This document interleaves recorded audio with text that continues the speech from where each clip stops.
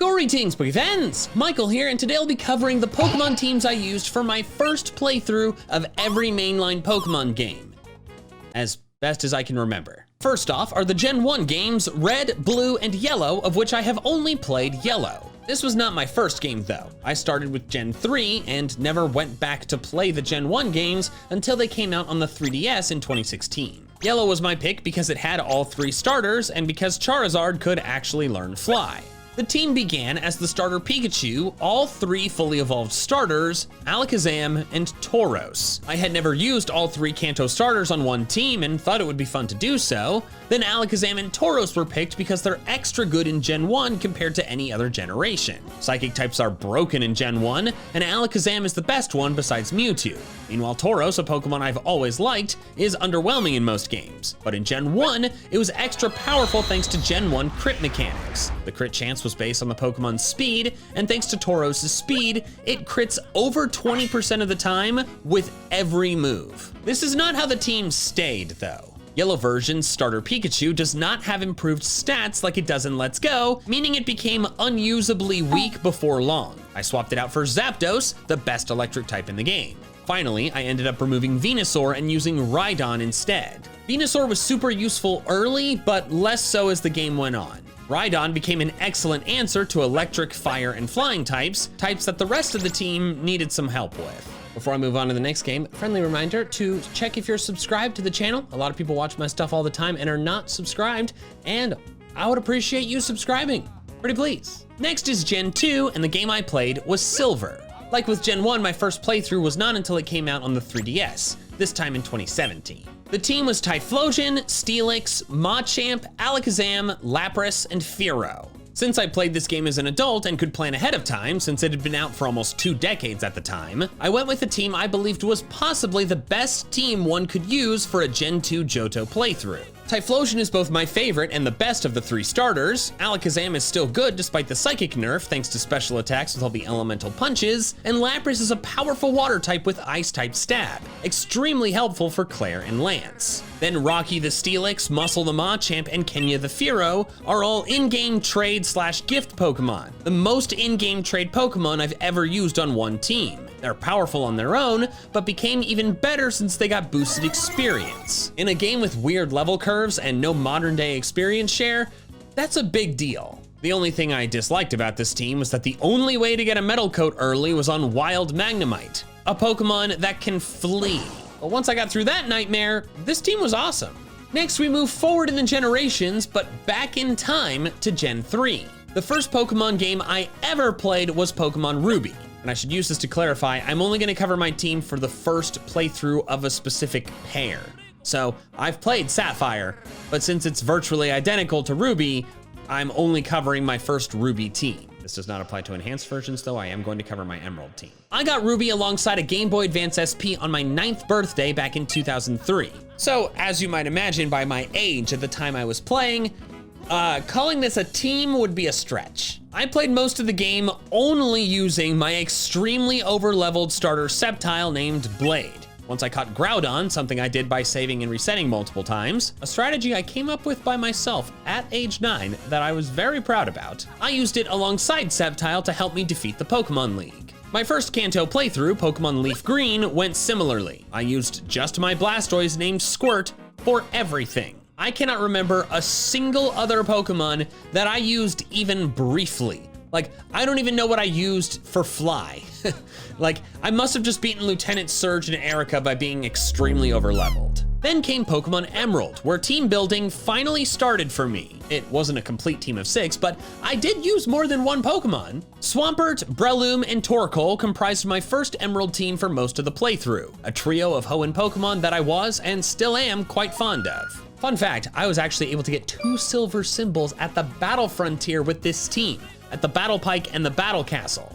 The fact that I did that with 3 random playthrough Pokemon as a child is a feat that I still find impressive and am still proud of to this day. Rayquaza was added to the team once I could catch it though, since, as you might imagine, discovering I could get a level 70 legendary before the league was mind-blowing and was an instant addition to the squad. Next is Gen 4. I played Diamond over Pearl, and my first team was Torterra, Staraptor, Luxray, Floatzel, Dialga, and a Drifblim that eventually got replaced with Lucario due to Drifblim not being, well, good. I'm very fond of this team since it was my first balanced team of 6, even though in retrospect I can see it's super standard for a Sinnoh playthrough. If you've ever played through Sinnoh and not used a Luxray or Staraptor, who are you? In addition to this being my first team of 6, it's also when I started my personal trend of only using new Pokemon or new forms for my first playthrough in a new region.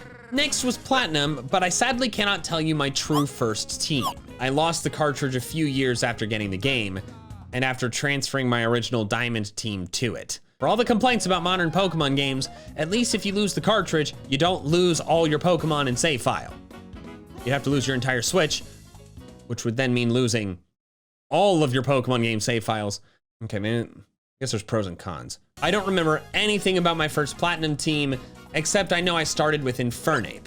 So the best I can offer you is my second Platinum team, which I know exactly what it is because the second Platinum cartridge I got, I still have and I looked. That team was Torterra, Staraptor, Floatzel, Raichu, Magmortar, and Giratina. Quite a few repeats from the Diamond team, but remember, there was an entirely different team in between the two. Plus, I also think another Diamond team after I restarted it, and in that one I used Empoleon. So I had used all 3 starters, so I just went back to Torterra. Next was my first Johto game, Soul Silver. I used a team of Typhlosion, Golem, Ampharos, Poliwrath, Scizor, and Lugia, but swapped in Suicune for Poliwrath after the first League win since it was significantly stronger. I used this team to beat Red. You may have noticed that I used legendaries a lot. I did it more when I was younger because, like, what child turns down a legendary? But I still sometimes use them today. I know a lot of people don't because I think they're too overpowered and it makes the game too easy, which I get, and I've definitely avoided using legendaries for that very reason at times. But also it can be kind of fun to control a deity. Moving on to Gen 5, my first Unova game was White version. My team was Samurott, Zebstrika, Conkeldurr, Crocodile, Archeops, and Ferrothorn. I'm quite fond of this team, and while none of them are top favorites for me except Zebstrika, I still harbor a soft spot for all these Pokemon, even the less popular ones like Conkeldurr. Zebstrika's the coolest one though! Finally back on the Switch this year, baby! Hopefully with an evolution? Probably not, but maybe some better moves? Better stats? Something? Next, I played Black 2. Not the logical sequel to White, but I had also played Black after White, and I thought Black Kyurem looked cooler. I tried something new for this team, and that was using more than 6 Pokemon. I know Gary did that in the anime, and I remembered that and thought that was cool. It was tricky to do, but it was definitely an interesting experience. I rotated around Samurott, Ampharos, Crobat, Gigalith, Sawk, Zoroark, Sawsbuck, Beheeyem, Flygon, and Cobalion. Unfortunately, I don't know which team of 6 I used to beat the league for the first time, since the Hall of Fame only stores the most recent 10 or 20 entries, and I beat the league a lot, training Pokemon up for the Pokemon World Tournament. Then came the jump to 3D while I made the jump to college. Between X and Y, I played X. My team was Greninja, Heliolisk, Gogoat, Charizard, the Gift Lucario, and Xerneas, with Charizard and Lucario taking turns Mega Evolving. Talonflame holds an honorary spot since, for some reason, I continued to use it a decent amount even after having Charizard. Oh wait, I know the reason, because Talonflame is awesome. Also, this might appear to break the trend of only using new Pokemon in a new region, but since Charizard and Lucario could Mega Evolve, their Mega Evolutions are new forms and thus count. The most memorable thing about this team for me is that it taught me a valuable lesson. Just look stuff up. I did this thing where I was like, ooh, I'm an adult now, I'm in college, I can play through this without looking anything up, because I've played a lot of Pokemon and I know what I'm doing. And then I ended up with like a level 47 Helioptile because I didn't want to look up how it evolved, and I could have Sunstoned it way earlier. Next was Omega Ruby, the appropriate choice for me since I started with Ruby. I started with Sceptile, obviously, then used Gallade, Manectric, Crobat, Gyarados, and Aggron. Every member of this team except Crobat could Mega Evolve, so it was really fun swapping which one of these cool Pokemon I powered up based on the specific battle, using a different one for each Elite Four member. Gallade was notable because I'd never used it on a playthrough team until now and had wanted to for a while, but also it was only possible because, well, I kinda cheesed it. I had to trade a Dawnstone over from my X version because for some not logical reason, you can't get a Dawnstone until Wally gives you one right before the league. Literally, It's the last battle before the league. That's the earliest you can get a Dawnstone, which is ridiculous. Gallade is in the Hoenn Pokedex. Like, why would you not be able to get the Dawnstone until the National Dex? Next is Gen 7, and I played Pokemon Sun. This was actually the first time I ever recorded and posted to YouTube my first playthrough of a new Pokemon game. The final team of 6 I used was Decidueye, Vikavolt, Midday Lycanroc, Araquanid, Palisand, and Solgaleo. But Salazzle and Hero the Shiny Gumshoos contributed a lot prior to the league. And yes, that's a shiny Gumshoos. I got a full odds shiny Yungoos less than an hour into playing the game, something that I still cannot believe happened.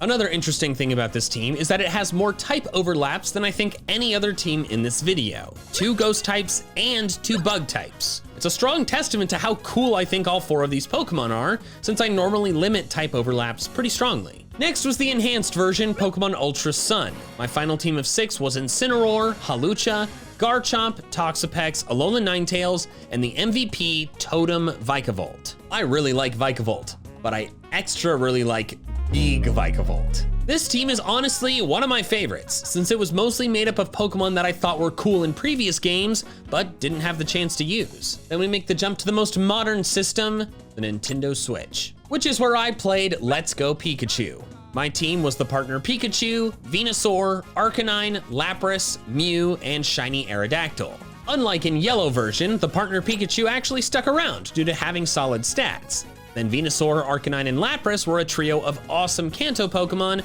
that formed a Fire, Water, Grass core. Mew came from the Pokeball Plus, and I couldn't pass up the opportunity to use a mythical in a playthrough. And Aerodactyl was transferred in from Pokemon Go, since I thought that would make for a really unique team. Also, it meant that I didn't have to shiny hunt it for my quest to beat all the Master Trainers with just shiny Pokemon, and considering that hunting for shiny Kabuto sprained my wrist, I think doing this actually saved me a lot of physical pain. Also, I should note that I did get a shiny Venonat before my second badge, which did not last on the team very long since Venomoth is garbage, but it was still cool. And now for the new teams. This is actually the 3rd time I've made this video, but the last time I made it was in late 2018, which meant Let's Go was the last team in that video.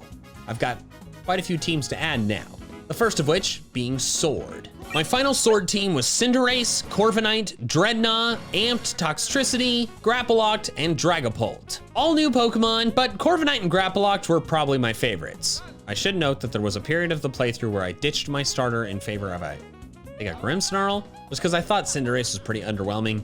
Honestly, I still do. But eventually I felt bad and I brought it back. Dragapult was also notable because it was a very late addition and I could only evolve it right before the final battles of the game, but then it was amazing in all of those battles. Plus it's super cool, so I was willing to make it work. Doing that actually started a recent trend where I put the pseudo-legendary on my team a lot of the times, because it's fun to have strong stuff. Next came Brilliant Diamond, and this team, and this game in general, was frustrating. My squad was Infernape, Roserade, Gardevoir, Gliscor, Magnezone, and Weavile.